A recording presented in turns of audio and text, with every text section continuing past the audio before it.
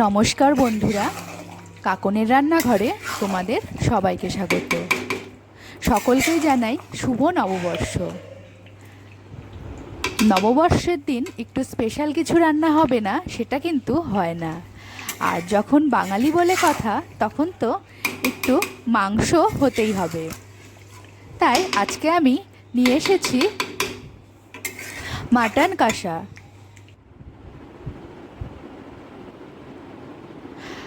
Mutton কষা আমি কি করে বাড়িতে রান্না করি সেটাই তোমাদের সাথে আজকে শেয়ার করছি। মাংসটাকে ভালো করে ধুয়ে লবণ হলুদ দিয়ে দেব। তারপরে এর মধ্যে দেব 2 টেবিল চামচ টক দই। টক দই দেওয়ার কারণে মাংস কিন্তু খুব তাড়াতাড়ি সেদ্ধ হয়ে যায়। আর দিয়ে দেব সর্ষের তেল। আর যেই মশলাটা আমি আগের থেকে মিক্সিতে করে রেখেছিলাম সেই মশলাটা ভালো করে দিয়ে মিশিয়ে নেব।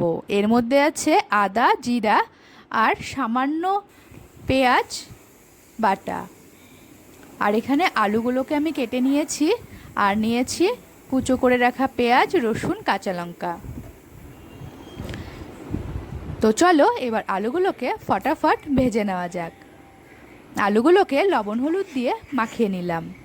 আর এদিকে কড়াইটাকে বসিয়ে দিই। কড়াইটাকেও বসিয়ে দিয়েছি। এবার কড়াই গরম হয়ে গেলে এর মধ্যে আমি সর্ষের তেল দিয়ে দেব।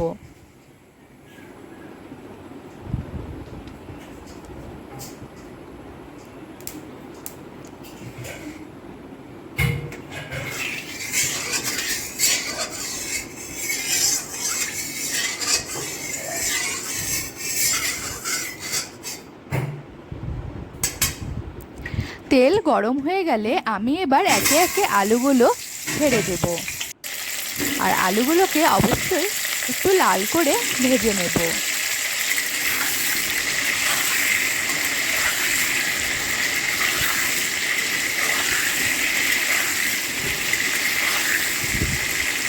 তোমরা আজকের এই স্পেশাল দিনে বাড়িতে কী স্পেশাল রান্না করেছো সেটা অবশ্যই আমার কমেন্ট বক্সে আমাকে শেয়ার করবে।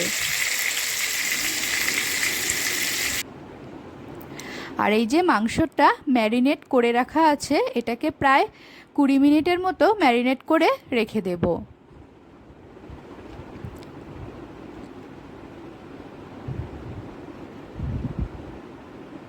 আলুগুলো প্রায় ভাজা হয়ে গেছে। আলুগুলোকে তুলে নিলাম। এবার তেলের মধ্যে তেজপাতা শুকনো লঙ্কা আর গোটা গরম মশলা আর সাথে কয়েকটা গোলমরিচ ফোড়ন দেব। আর রসুনগুলো ছেড়ে দিলাম।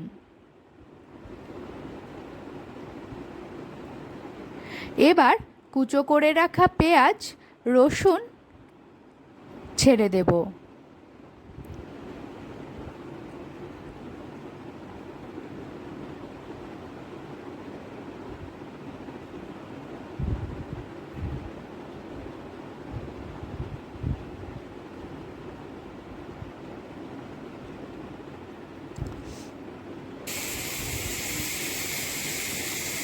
পেঁয়াজটাকে লাল করে ভেজে নেব।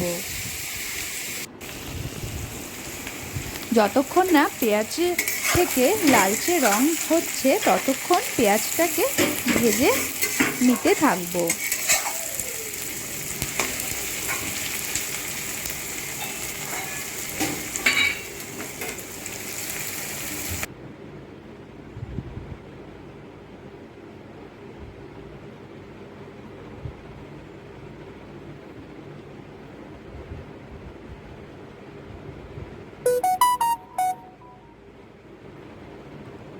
পেঁয়াজটা ভালো মতো ভাজা হয়ে গেলে এবার আমি ম্যারিনেট করা যে মাংসটা রেখেছিলাম সেটা তার মধ্যে দিয়ে দেব।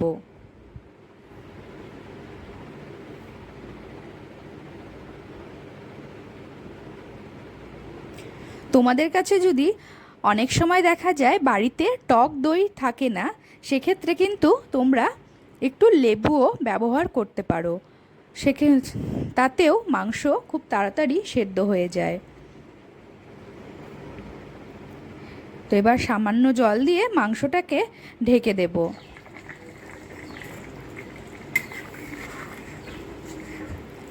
মাঝে মধ্যে ঢাকনা উঠিয়ে এইভাবে নাড়াচাড়া করব যাতে মাংসটা লেগে না যায়, আর গ্যাসের ফ্লেমটাকে মিডিয়াম টু লোতে করে রাখবো।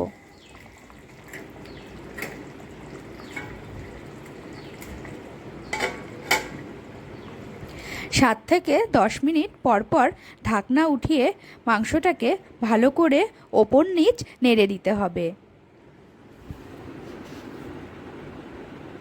যতক্ষণ না পর্যন্ত মাংসর মশলাটা ভালো মতো কষা হচ্ছে এবং এর থেকে তেল ছাড়ছে, ততক্ষণ মাংসটাকে ভালো করে কষিয়ে নিতে হবে।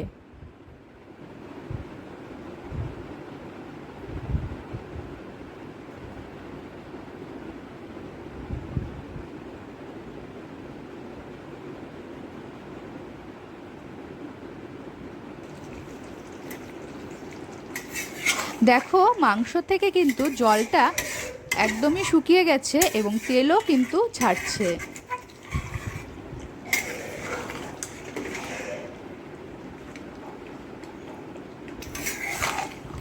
এবার গ্যাসের ফ্লেমটাকে লো করে দিয়ে মাংসটাকে আরও ভালো করে কষিয়ে নেব।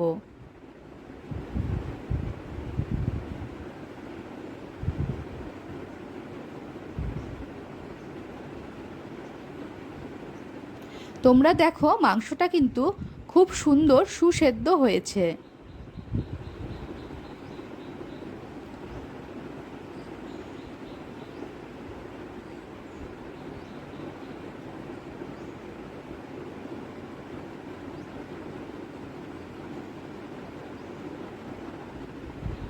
মাংসটা ভালো মতো কষে গেছে এবং মাংসও কিন্তু তোমাদেরকে দেখালাম খুব সুন্দরভাবে সেদ্ধ হয়েছে। যারা একদম কষা মাংস খেতে যাও তারা এইভাবেই নামিয়ে নিতে পারো, রুটি দিয়ে পরোটা দিয়ে তোমরা খেতে পারবে। আর যারা মনে করছো একটু মাংসের ঝোল খাবে, তখন সেক্ষেত্রে তোমরা এর মধ্যে একটু জল অ্যাড করবে। আমি এবার ভেজে রাখা আলুগুলো এর মধ্যে দিয়ে দেব।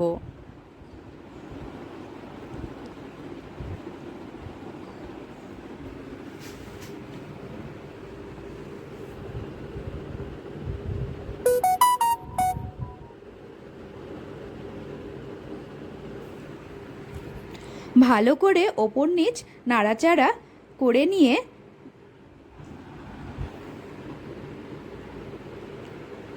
সামান্য একটু জল দেব।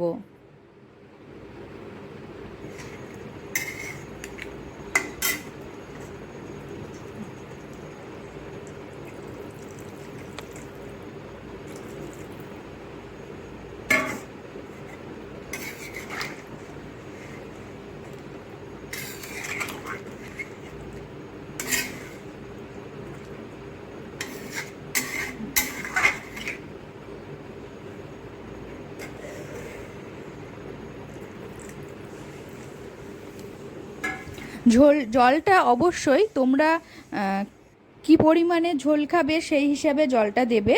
কেউ যদি একদম কষা মাংস খেতে চাও তবে জল দেওয়ার কোনো প্রয়োজন নেই, কারণ মাংস আগেই সেদ্ধ হয়ে যায়। এবার ভালো করে ফুটিয়ে নিয়ে আবারও গ্যাসের ফ্লেমটা একটু লো করে দিয়ে 5 থেকে 10 মিনিট রেখে নামবার সময় গরম মশলা দিয়ে গ্যাসের ফ্লেমটা নিভিয়ে দিলেই তৈরি হয়ে যাবে আমাদের মাটন কষা। ভিডিওটি কেমন লাগলো অবশ্যই তোমরা জানাবে। ভালো লাগলে লাইক কমেন্ট শেয়ার করে দেবে। আর তোমাদের নববর্ষের রেসিপি কী ছিল সেটাও আমাকে কমেন্ট সেকশনে জানাতে ভুলবে না।